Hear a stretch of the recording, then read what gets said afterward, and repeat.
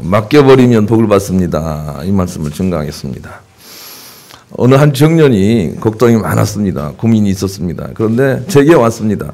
제게 와서 기도를 부탁하는데 그 마음이 너무나 이해가 되니까 그 청년이 가고 나서 내 마음속에 부담이 있어요. 저거 풀어줘야 되겠다. 꼭 내 문제처럼 여기에 와 있었습니다. 그래서 하나님 앞에 기도하고 자꾸 주님께 올려드리고 마음에 평안이 오기 시작하면서 그 청년이 다시 와서 문제가 해결됐습니다. 이렇게 말을 하더라고요. 어떤 문제가 있을 때 자기가 갖고 있으면 자기 것이려니와 나누거나 주님께 올려드리면 그 사람들에게 간다는 거 여러분 아십니까? 그래서 기도하는 사람에게 기도를 부탁을 해야 되고 하나님께 자꾸 맡겨야 합니다. 그러면 하나님이 맡으십니다. 우리가 하나님께 드리면 하나님이 받으십니다. 그래서 우리는 평안을 위해서 주님께 자꾸 맡겨야 되겠습니다. 베드로전서 5장 7절 너희 염려를 다 주께 맡기라. 이는 그가 너를 돌보심이라. 그렇게 말씀하셨습니다. 우리가 맡겨버리면 우리 하늘의 아버지는 너무 우리를 사랑하시기 때문에 그 문제를 받으십니다. 그리고 나서 당신이 그 일을 이루기 위하여 천지의 모든 것들을 다 주관하셔서 바꾸시는 것입니다. 그러니 우리가 주님께 즐겨 맡겨야 되겠습니다. 한나는 아기가 없었습니다. 아기가 없는 사람의 고통을 아시지 않습니까? 그래서 너무 슬픈 나머지 하나님 앞에 깊이 기도를 합니다. 그리고 주님께 맡기려고 그렇게 애를 쓰지요. 그 모양을 보고 엘리 제사장이 네 기도가 응답이 될 것이다. 이렇게 이 얘기를 합니다. 그런데 한나는 그 엘리 제사장의 그 말을 하나님 말씀으로 받아버립니다.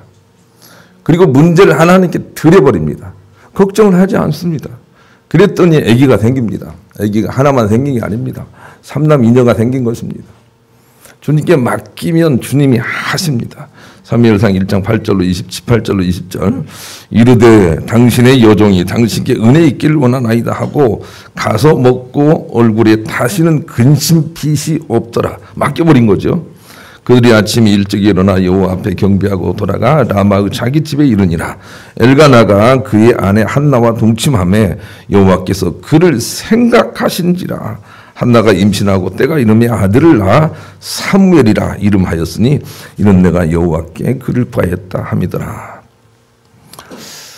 우리 하나님께 맡겨버리면 하나님께서 그걸 받으시고 문제를 풀려고 애쓰시죠. 그렇게 맡겨버림 속에 응답이 있다는 거, 하나님께 맡기고 근심이 없을 때 하나님 하신다는 거 우리가 알아야 되겠습니다.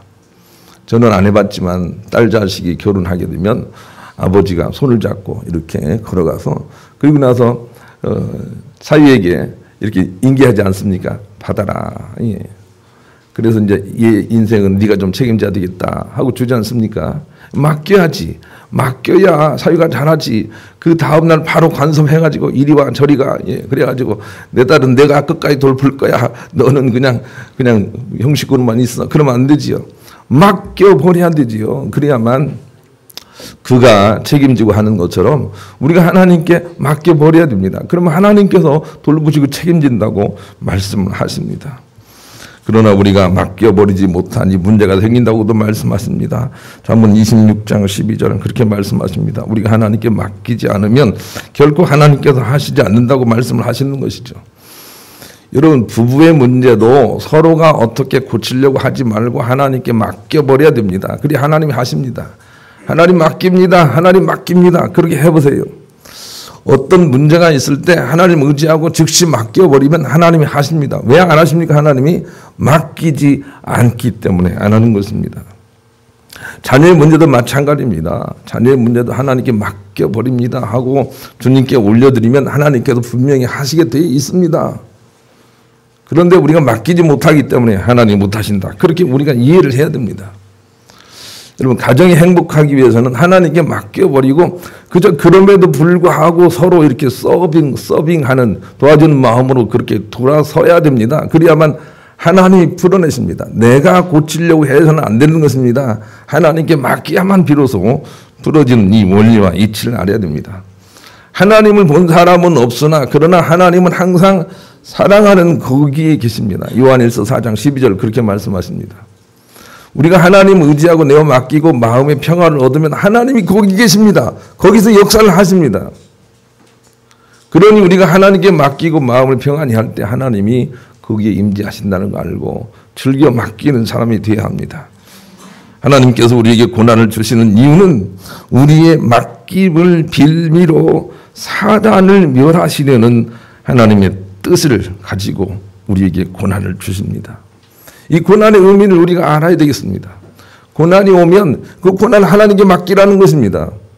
그러면 하나님은 그 고난, 맡긴 고난을 빌미로 우리에게 늘 괴롭히는 마귀 사단을 몰아내주겠다는 것이죠. 이게 고난을 주시는 하나님의 뜻입니다. 우리가 어떤 일을 바빠서 못하게 되면 인감도장을 찍어서 위임장을 써서 그 사람이 맡기지 않습니까? 위임장을 써줘야 어떤 일들이 대리 힘을 가지고 그 일을 하게 되는 거 아닙니까? 마찬가지로 우리가 하나님께 그냥 기도로 맡겨버려야 됩니다. 하나님 이런 문제가 있습니다. 하나님 맡아주십시오 하고 주님께 맡겨버리고 내가 맡김의 증거로 평안이 임하게 될 때 하나님은 하신다 그 말입니다. 그런데 문제를 풀어주는 것뿐만이 아니라 너를 항상 괴롭히는 마귀 사단을 몰아내는 것이 내 목적이니 그러니 고난을 주면 넌 고난을 다시 내게 다오. 그러면 그걸 빌미로 내가 사단의 역사 괴계를 물리치겠다라고 하는 것이 하나님의 계획이라고요. 그래서 오늘 본문을 주시는 거예요. 자, 본문 9절 한번 읽읍시다. 시작. 그들이 지면에 널리 퍼져 성도들의 진과 사랑하시는 성을 두르며 하늘에서 불이 내려와 그들을 태워버리고, 여기서 그들이 누구냐면 사단이에요. 사단. 7절 읽읍시다. 시작. 선년이 참에 사탄이 그 옥에서 놓여. 그게 그들이에요. 그들이 지면에 널리 퍼져 성도들의 진과 사랑하시는 성을 두르며 하늘에서 불이 내려와 그들을 태워버리고. 그들이 누구냐면 사단이거든요. 전쟁이라는 고난 상황이 닥쳤는데 만약 그들이 그래도 믿음을 가지고 하나님께 맡긴다면 하나님은 그 마귀 사단을 물리치겠다. 이렇게 우리에게 영적인 비밀을 알려주고 있습니다. 그러니 고난이 찾아오면 우리가 주님께 맡겨버리고 그리고 평안하려고 애를 써야 합니다. 그러면 하나님께도 모든 상황을 정리하시기 때문입니다. 로마서 12장 19절로 20절 제가 읽습니다. 내 사랑하는 자들아 너희가 친히 원수를 갚지 말고 하나님의 진노하심에 맡기라. 기록되었으되 원수 갚는 것이 내게 있으니 내가 갚으리라고 주께서 말씀하시니라. 네 원수가 줄이거든 먹이고 목마르거든 마시게 하라. 그리함으로 네가 숯불을 그 머리에 쌓아 놓으리라 그랬습니다. 이 숯불이라는 얘기가 참 많이 나옵니다. 숫자를 빼면 불 아닙니까? 불이 내려옵니다. 하늘에서. 불이 내려와서 하는 것은 무엇입니까? 맡긴 사람에게 문제뿐만이 아니라 악한 영들을 태우시겠다고 그렇게 말씀하십니다. 그러니 우리가 주님께 즐겨 맡겨야 되겠습니다. 베드로전서 5장 7절로 9절을 다 같이 한번 읽겠습니다. 앞쪽에 나와 있습니다.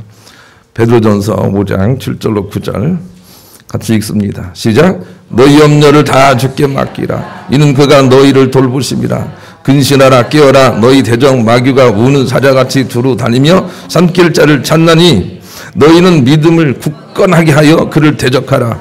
이는 세상에 있는 너희 형제들도 동일한 고난을 당하는 줄을 알미라. 우리가 사단을 대적하는 것은 사단하고 칼싸움을 하는 게 아닙니다. 그냥 하나님께 맡겨버리는 것이 사단을 대적하는 것입니다. 하나님이 그러면 고난 가운데 고난의 문제뿐만이 아니라 사단도 숯불로 태워버리겠다 이렇게 말씀을 하고 계시기 때문에 그런 것입니다. 그러니 우리가 이 고난의 문제를 떼어서 주님께 드리는 그런 믿음이 있어야 됩니다. 떼어서 드려야 됩니다. 옛날에 동막골이라는 영화를 봤는데 나중에 마지막 장면이 너무너무 감동적이지 않습니까? 동막골이라는 뭡니까 강원도 어디 두메 산골에 뭡니까 전쟁과 상관없이 살고 있는 사람들이 있었는데 거기에 인민군과 국군이 들어가지 않습니까?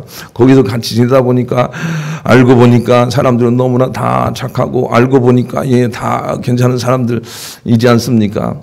그런데 어떻게 연락이 잘못돼가지고 거기 인민군이 있다고 그래서 연합군이 막 폭격을 하도록 그렇게 예정이 돼 있지 않습니까? 그런데 이런 지혜 있는 한 사람이 거기가 폭격당하면 선량한 사람들이 다 죽으니까 어떻게 하죠?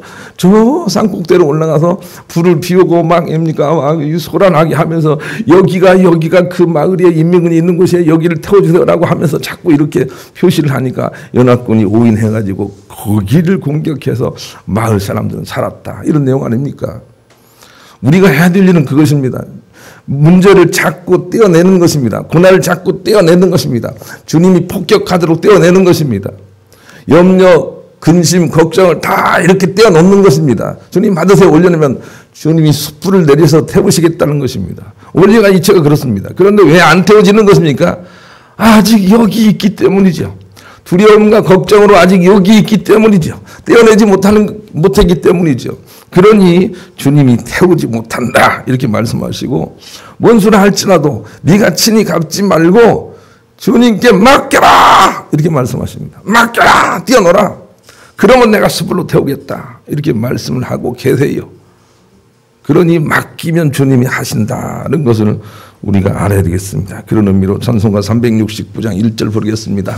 그래서 믿음의 반대말은 불신이 아니고 두려움이다는 걸 알아야 돼요. 두려워한다는 것은 하나님을 믿지 않는다는 것이거든요. 그래서 두려움과 싸워야 됩니다. 주님께 맡기고 한나처럼 수색이 없느니라 얼굴에 걱정이 사라져버리면 하나님께서 그때 태우신다는 것을 우리가 알아야 되겠습니다. 그러기 위해서는 매사를 공격하는 쪽에 서지 말고 맡기는 쪽에서 살아가야 천복받고 천국 간다는 거죠. 제주도에서 붕어를 잡아가지고 일본으로 수출을 하려고 하면 그 많은 항해 기간 동안에 이 붕어가 시들시들해진다 그럽니다. 그러면 그때 시들시들해지지 않도록 메기를 몇 마리 잡아서 풀어놓으면 메기는 큰 입을 벌리고 붕어를 먹으려고 자꾸 쫓아다니는데 그런데 피해서 도망 다니다 보니까 저기 건너가서도 아주 쌩쌩하다 그럽니다. 그런데 건너가서 어떻게 됩니까? 건너가서 붕어는 고가히 팔리지만 메기는 쌍값에 팔리더니 아니면 버림받는 것입니다. 인생 살면서 우리가 명심해야 될 것은 어떤 일이 있어도 우리는 공격자가 돼서는 안 됩니다. 공격자가 되는 순간 하나님과 대적이 되는 것입니다. 언제나 공격받는 자의 입장에서 맡기면서 승리하는 그 길을 걸어가야 됩니다. 어떤 일이 있어도 어떤 순간이라도 우리는 갑이 돼서는 안 됩니다. 아주 기쁜 마음으로 하나님께 맡긴 을로 살아가야 됩니다. 이런 사람들이 천국 간다는 것을 우리가 잊어서는 안 됩니다. 가인과 아벨의 형제를 보십시오. 두 사람 다 하나님 섬겼습니다. 두 사람 다 예배를 드렸습니다. 그런데 가인은 혈기가 있었고 그리고 아벨이 참복을 받는 걸 보고 시기가 질투가 생겨서 그래서 아벨을 칼로 죽여버립니다. 아벨은 비록 죽임을 당하 참복을 받지 못한 것 같으나 성경은 두고 아벨의 후손의 축복을 말하고 있습니다. 히브리 11장 읽어보세요. 아벨은 믿음으로 승리한 사람입니다. 어떻게 죽임을 당했는데 복을 받은 사람입니까? 그 원리와 이치는 어떤 일이 있어도 당하는 쪽에 있어야 된다는 것입니다. 공격하는 쪽에 있어서는 안 됩니다. 여러분은 부부간에 어떤 입장이 있습니까? 공격 쪽에 있습니까? 그럼 빨리 당하는 쪽으로 오십시오. 기쁘게 당하며 주께 맡기는 쪽에 서 계십시오. 그런 사람들의 하나님이신 것을 우리가 알아야 되는 것입니다. 다윗을 보십시오. 사울이 자기를 죽이려고 아무리 쫓아다녀도 그리고 사울을 죽일 일이 있어도 죽일 수 있는 상황이 됐어도 그래도 사울을 공격하지 않습니다. 왜냐하면 지혜롭기 때문입니다. 공격자 속에 서지 않고 주님께 맡겨버리는 쪽에 서서 승리한 사람이 다윗이고 그런 다윗을 하나님이 기뻐하시고 그리고 참복도 주신 것입니다. 방어로 승리하는 사람이 되어야 합니다. 여호수아 전쟁을 한번 보십시오. 가나안 땅에 들어가서 크게 3번 전쟁하는데 한 번도 공격을 하지 않습니다. 상대가 공격할 때 방어만 했을 뿐입니다. 그런데 3전 3승을 함으로 그 땅을 다 차지하게 해버리십니다. 우리가 이 비밀을 알아야 됩니다. 다윗도 15전 15승을 한 사람인데 한 번도 공격을 해본 적이 없습니다. 방어하다가 그렇게 된 것입니다. 이 사실을 우리가 명심해야 됩니다. 이스라엘 장군도 23전 23승을 했지만 한 번도 선제 공격을 하지 않습니다. 방어를 하다가 그렇게 된 것입니다. 가치 있는 일입니다. 하나님의 참복은 그렇게 오는 것입니다. 공격적인 자세로 살지 마십시오. 그것은 세상 사람들이 하는 일입니다. 주님께 즐겨 맡겨서 이기는 방식으로 살아보십시오. 얼마나 좋은 일이 생기는지 모릅니다. 진실로 참복을 우리가 받게 되는 것입니다. 강원도에 강릉에 가면 제가 살았던 고향이기도 한데 아산병원이 있습니다. 거기에 김상훈 목사라는 병원의 원목이 계시고 부인이 윤정희 사모인데 그 두 분이 상당히 믿음이 좋아 조용한 그런 어떤 영향을 주는 그런 두 부부입니다. 하나는 땡큐라는 책 속에서 이런 글을 쓰고 있습니다. 우리 남편은 화날 일이 있으면 하늘을 한번 쳐다보고 또 땅을 쳐다봐요. 그리고 인내하려는 모습이 역력히 보여요. 한 번은 왜 하늘과 땅을 쳐다보고 그러냐고 물으니 남편이 말하기를 하늘은 하나님이 그럼 저 어떻게 해야 하나요? 하고 묻기 위해서 쳐다보는 것이고 땅은 예수님이 지금 여기 제 입장이라면 어떻게 하실 건가요? 하고 묻기 위한 것인데 그렇게 하면 대부분 속이 풀린다고 말을 합디다. 저는 우리 남편이 너무너무 존경스러워. 이런 대목이 있습니다. 우리가 문제가 생겼을 때 즉시 하나님께 맡길 수 있는 떼어낼 수 있는 기술만 있다면 우리는 하나님과 함께 연합하는 자가 될 것입니다. 그러나 받을 상처를 다 받고 그리고 뭐 내가 여전히 찌꺼기가 남아있고 이런 상태로는 하나님이 우리를 도우실 수가 없습니다. 왜냐하면 우리가 다칠 수 있기 때문에 하나님께서 놔두시는 것입니다. 그러나 하나님께 믿고 맡길 수만 있다면 주님이 하신다는 것을 잊지 않는 여러분 되시길 바랍니다. 그런 마음을 가지고 복음성가 480장 또 모니터를 보시고 하시겠습니다. 두 번째, 교회는 세상의 염려와 근심을 맡겨버리는 곳이어야 된다는 것입니다. 본문을 한번 보시겠습니다. 9절 거기에 교회에 대한 것이 나옵니다. 9절 읽습니다. 시작. 그들이 지면에 널리 퍼져 성도들의 진과 사랑하시는 성을 두루매 하늘에서 불이 내려와 그들을 태워버리고 그들은 마귀 사단이라고 했습니다. 마귀 사단에 붙잡힌 세상 사람들이기도 합니다. 그런데 그들이 종말을 때 곡과 마곡의 전쟁일 때 사랑하시는 성도들의 진을 에워쌀 것이다. 그렇게 말하고 있습니다. 사랑하시는 성도들의 진은 교회를 말하는 것이고 교회 중에 교회를 말하는 것입니다. 깨어있는 사람들, 진실로 믿는 사람들의 집단을 말하는 것입니다. 그들을 둘러싸고 그들을 전쟁으로 죽이려고 할 때 하나님은 오히려 불을 내리셔서 둘러싼 저들 곡과 마곡의 군대를 물리치겠다는 것입니다. 우리가 왜 교회를 통해서 성별되어 있어야 되는지 그 이유를 깨닫는 지혜가 있어야 되는 것입니다. 야고보서 5장 14절 16절 같이 또 읽겠습니다. 모니터를 보시죠. 야고보서 5장 14절로 16절 읽습니다. 시작. 너희 중에 병든 자가 있느냐? 그는 교회의 장로들을 청할 것이요 그들은 주의 이름으로 기름을 바르며 그를 위하여 기도할지니라. 믿음의 기도는 병든 자를 구원하리니 주께서 그를 일으키시더라. 혹시 죄를 범하였을지라도 사하심을 받으리라. 그러므로 너희 죄를 서로 고백하며 병이 낫기를 위하여 서로 기도하라. 의인의 간구는 역사하는 힘이 큽니다. 그랬습니다. 자, 16절 보세요. 그러므로 너희 죄를 서로 고백하며 병이 낫기를 위하여 서로 기도하라. 몸이 아픈 사람이 있다면 꼭 그렇게 하십시오. 이 서로 우리의 죄의 문제, 우리의 욕심의 문제 이런 것들을 고백하면서 그리고 주님의 나라를 만들어야 됩니다. 그래야 하나님께서 고치시는 것입니다. 여러분, 교회는 우리가 서로의 약점들을 고백하고 받아주는 장소가 되어야 합니다. 교회는 있는 자들이 무엇을 자랑하는 자리가 돼서는 안 됩니다. 그건 교회가 아닙니다.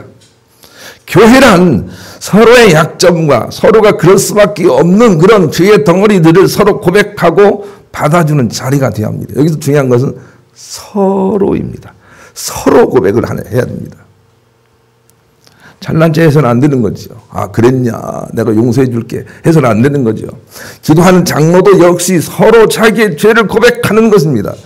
그런데 중요한 것은 서로 자기의 죄를 고백하는 거기에 하나님의 임재가 있는 것입니다. 그게 바로 성도이기 때문에 교회의 가장 좋은 정의는 주님께 내어 맡기고 서로의 죄들을 고백하며 기도를 함께 나누는 자리입니다. 그게 교회가 돼야 합니다. 저는 어렸을 때부터 교회에 대한 꿈이 있습니다. 교회가 무슨 복음이나 은혜를 빙자해서 무슨 지경이나 넓히고 하는 그런 일을 하는 곳이 아니라 그저 교회에 들어가면 진실로 모든 사람들이 따뜻하게 맞아주며 서로 고백할 수 있으며 내 심경의 깊은 것들을 서로 나눌 수 있는 그런 자리가 되어야 되겠다. 그런 꿈을 가지고 있어요. 그래서 강제적으로 큰 소리치고 뭐 하는 걸 별로 좋아하지 않아요. 좀 늦게 와도 그냥 이렇게 잘 받아주고, 예. 몇 달 만에 나와도 그냥 사랑하고 받아주고 그런 교회가 되길 원해요. 이거 늦게 오라는 말 아니에요. 오해하지 마세요. 몇 달 만에 나오라는 말 아니에요. 오해하지 마세요. 그러나 몇 달 만에 나와도 받아줘야 돼요. 눈치하면 안 돼요. 집사가 그럴 수가 있어. 그렇게 하면 안 된다는 말이에요. 교회는 그런 자리가 돼서는 안 돼요. 오히려 자기가 옛날에 철 없을 때 나도 역시 그랬다라고 얘기하면서 용기 내고 힘내자라고 하고 말하는 그런 자리가 돼야 해요.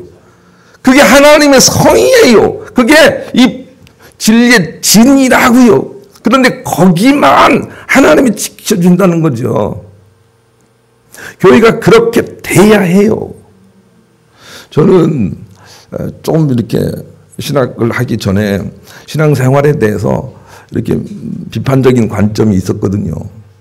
아, 뭐 그냥 교회는 자꾸 모이라고 하는지, 왜 교회는 자꾸 이렇게 나오라고 하는지 그런 거에 대한 불만이 좀 있었거든요. 그런데 말씀을 깊이 깨닫고 보니까 자꾸 모여서 바른 관계가 형성이 돼야 돼요. 자기의 약점과 죄를 고백하는 그런 자리가 돼야 해요. 그렇지 않고는 성도가 될 수가 없거든요. 그러니 우리가 그런 역할을 좀 합시다. 잘난 체 하지 말고요. 잘난 체 하지 말고, 잘 믿는 체 하지 말고, 어떤 사람이라도 잘 믿는 것 같아도 여전히 본능이 항상 들끓고 있잖아요. 그런 것들을 같이 나누면서 서로 기도하게 될 때 거기에 치유가 나타난다는 거예요. 치유. 하나님이 고치겠다는 거예요. 그 치유도 역시 숯불이라고 생각하면 되는 것입니다. 그러니 우리가 그 교회를 중심으로 살아야 되는 이유는 우리가 알아야 됩니다. 그리고 바른 교회를 만들려고 여러분 힘을 보태십시오. 그것은 진실로 하나님이 원하시는 바이기 때문에 그런 것입니다. 저자가 없이 두 명의 경청자란 이름으로 하나님의 음성이라는 책을 쓴 그런 사람들이 있습니다. 그런데 그 내용 중에 이런 말이 있습니다. 내 명령을 준행하고 그 결과는 내게 맡겨라. 어린아이가 정답 얻을 것을 확신하고 묵묵히 공식을 따라 셈을 하듯이 신실하게 순종하는 마음으로 내 명령을 준행하고 그 결과는 내게 맡겨라. 내게 주는 이 명령들은 너와 내 상황과 환경에 맞게 내가 이미 영의 세계에서 준비한 것들이니라. 그러니 내 규칙을 신실하게 따르라. 이런 표현을 쓰고 있습니다. 여러분 어떤 상황이 있든지 그냥 결과는 하나님께 맡기십시오. 결과는 내 몫이 아닙니다. 합격했든 떨어졌든 상관하지 맡겨보십시오. 그러면 상관하지 않고 하나님이 승리케 하십니다. 그러니 우리가 주님께 잘 맡겨야 되겠습니다. 17세기 유럽의 지식인이요 스페인의 철학자인 발타자르 그라시아는 이렇게 말합니다. 시간이라는 무기는 헤라클레스의 무쇠 칼보다도 더 큰 능력을 발휘합니다. 하나님은 영원이라는 시간으로 인간을 이끄십니다. 참복은 그 하나님께 맡기고 기다리며 평안할 줄 아는 지혜를 가진 사람들에게만 보상으로 주어집니다. 보이지 않는 참복과 천국의 열매는 늘 맡김의 맨 끝자락에 누워 있음을 잊지 말아야 됩니다. 그렇게 얘기했어요.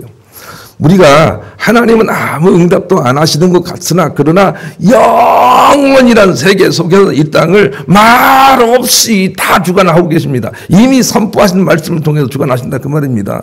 그러니 하나님께 내어 맡기고 영원을 의지하고 나가면 그 의지하고 맡긴 끝자락에 하나님의 응답이 있습니다.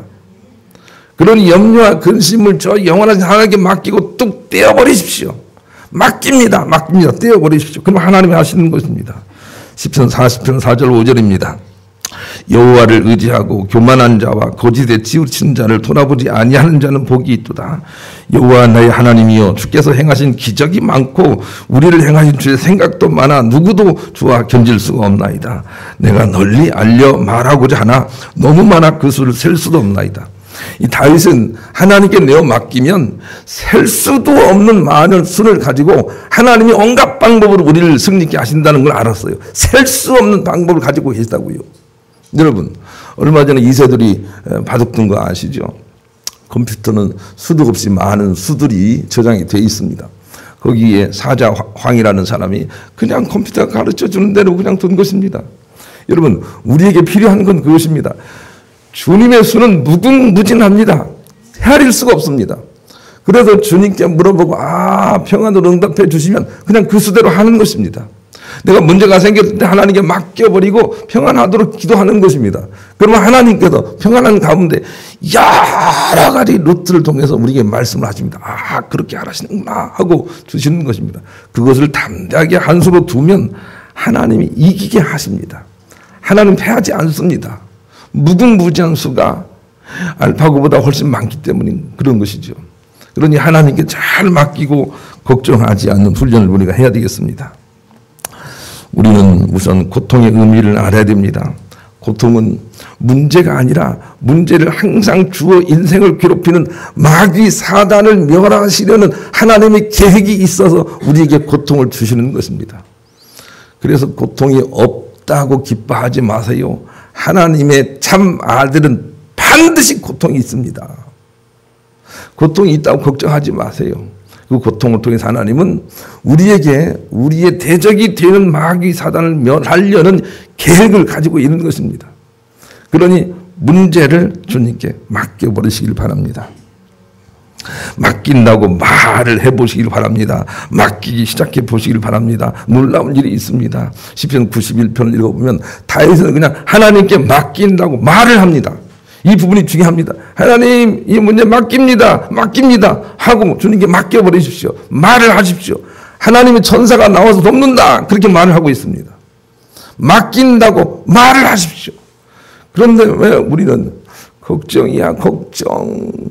우리 신랑 걱정이고 아들도 걱정이고 걱정이야. 이렇게 말을 하는지 모릅니다. 하나님께 맡긴다고 말을 하십시오. 그럼 하나님이 하신다고 우리에게 가르쳐주고 있습니다. 그리고 진실로 우리 마음에서 걱정과 근심을 떨어내고 맡긴 만큼 하나님께서 삶이 풀어지게 하십니다. 맡긴 만큼인 것입니다. 그러니 마음껏 하나님께 맡기시고 마음으로 평안을 누리셔서 하나님께서 숯불을 내리셔 치유하시고 사단도 함께 몰아내는 일에 승리로 참여하시는 여러분 모두가 되시기를 우리 주님의 이름으로 간절히 축원합니다.